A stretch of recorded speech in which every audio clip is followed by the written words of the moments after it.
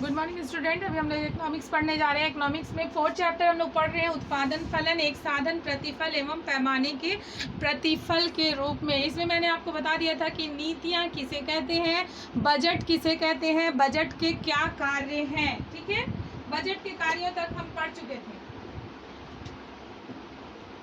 Budget के कार्यों तक हम पढ़ चुके थे। आज हम लोग पढ़ लेते हैं उत्पत्ति के नियम के प्रकार को बताइए। ठीक है, उत्पत्ति किसे कहते हैं और उत्पत्ति के नियम के क्या प्रकार हैं।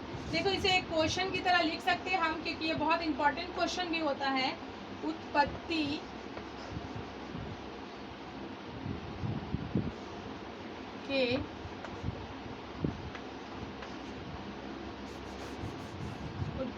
के नियम के प्रकारों को बताइए।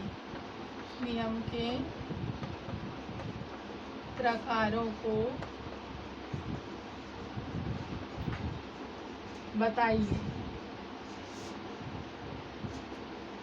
ठीक है, उत्पत्ति के नियम के प्रकारों को बताइए। और ये इंपॉर्टेंट क्वेश्चंस भी है, इंपॉर्टेंट क्वेश्चन है, इसलिए आप इसको टिक करके रख लीजिएगा। और इसका आंसर, जैसे उत्पत्ति, पहले हम लोग को देखना होगा कि उत्पत्ति किसे कहते हैं। उत्पत्ति के 3 नियम होते हैं। उत्पत्ति के 3 नियम होते हैं। उत्पत्ति के 3 नियम होते हैं। कौन कौन से नियम होते हैं, उन्हें बाय डिटेल पढ़ना है हमको। ठीक है, पहला नियम होता है उत्पत्ति वृद्धि नियम। उत्पत्ति वृद्धि नियम। दूसरा होता है उत्पत्ति समता नियम। उत्पत्ति समता नियम। और तीसरा होता है उत्पत्ति हार्स नियम। उत्पत्ति हार्स नियम। अब ये तीनों को मैं बोल रही हूँ, आप लोग इसे कॉपी में नोट डाउन कर लीजिएगा, क्योंकि ये तीनों नियम बहुत इंपॉर्टेंट है और ये क्वेश्चन भी बहुत इंपॉर्टेंट है। उत्पत्ति के नियम के प्रकारों को बताइए। उत्पत्ति के 3 नियम होते हैं। पहला होता है उत्पत्ति वृद्धि नियम।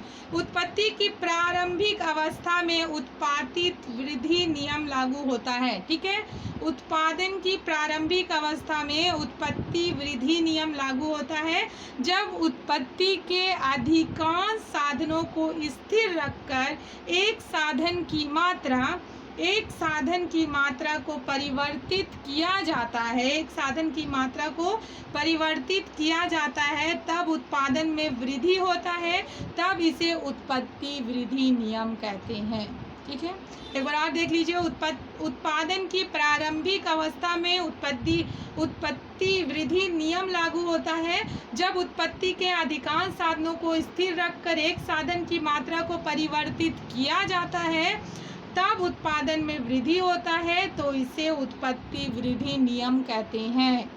दूसरा है उत्पत्ति समता नियम। किसे कहते हैं, साधन के समान प्रतिफल से साधन के समता नियम से अभिप्राय उस स्थिति से है जिसमें परिवर्तनशील साधन की अतिरिक्त इकाई का प्रयोग करने से उनकी सीमांत उत्पादकता में वृद्धि नहीं होती।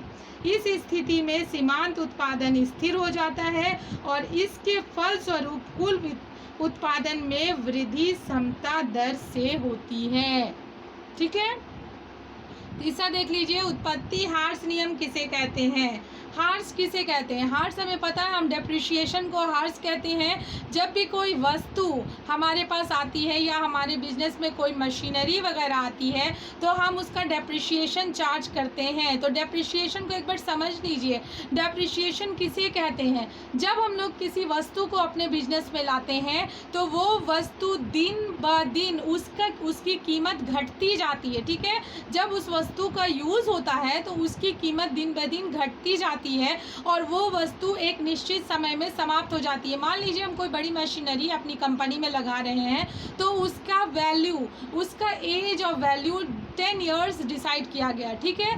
10 साल में ये मशीनरी ख़राब हो जाएगी, तो हम हर साल एक निश्चित अमाउंट उस मशीनरी के लिए रख देते हैं, ताकि 10 साल में जब वो मशीनरी पूरी तरह से ख़राब हो जाएगी तो हमारे पास इतना अमाउंट होगा कि फिर हम नई मशीनरी को जाकर खरीद सके या परचेस कर सके, ठीक है। तो उसे हम हार्स कहते हैं, मतलब डेप्रिशिएशन कहते हैं। तो यहाँ पे हमें देखना है उत्पत्ति हार्स नियम किसे कहते हैं।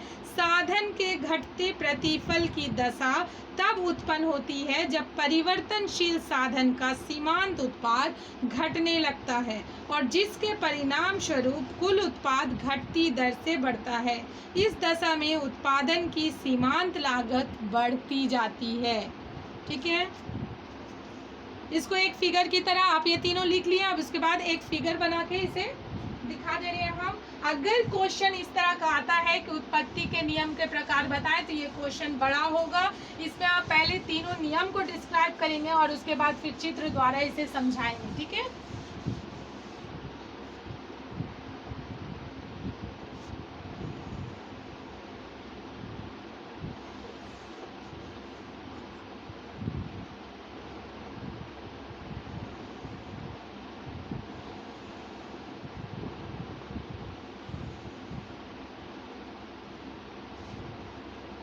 इसे कहते हैं, मान लीजिए रेडियो ले रहे हैं, तो रेडियो का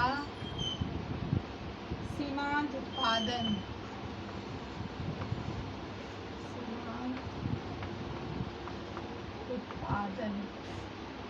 इधर हो जाएगा श्रम की इकाई, श्रम की इकाई। ये होता है उत्पत्ति समता नियम।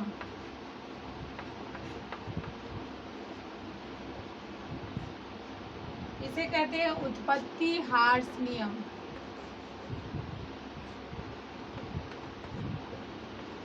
हार्स नियम। और इसे कहते हैं उत्पत्ति वृद्धि नियम।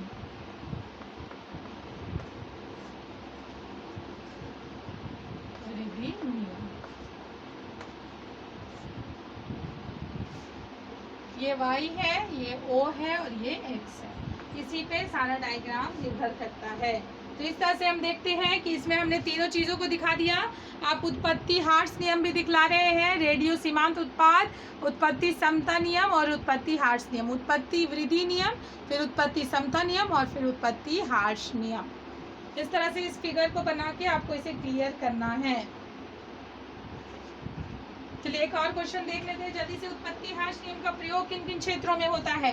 अब आपसे पूछ सकता है उत्पत्ति हार्स नियम का प्रयोग किन किन क्षेत्रों में होता है।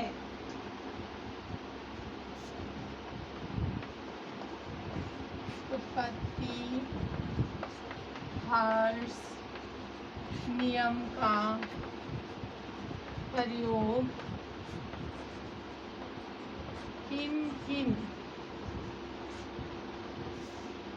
किन किन क्षेत्रों में होता है। किन क्षेत्रों में होता है। उत्पत्ति हार्स नियम का प्रयोग किन किन क्षेत्रों में होता है, ये देखना हमें। आप लिखते जाएंगे उत्पत्ति हार्स नियम के क्षेत्र निम्नलिखित है। किन किन क्षेत्रों में उत्पत्ति हार्स नियम का काम होता है वो आप देखते जाएंगे, ठीक है। उत्पत्ति हार्स नियम का प्रयोग किन किन क्षेत्रों में होता है। सबसे पहला है साधन एवं विस्तृत खेती। सबसे पहला है साधन एवं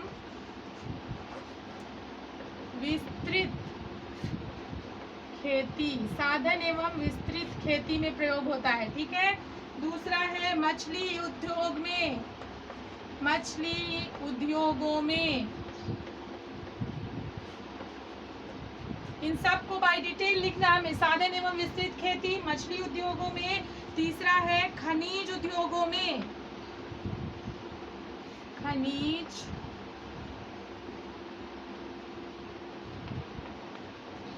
खनिज उद्योगों में।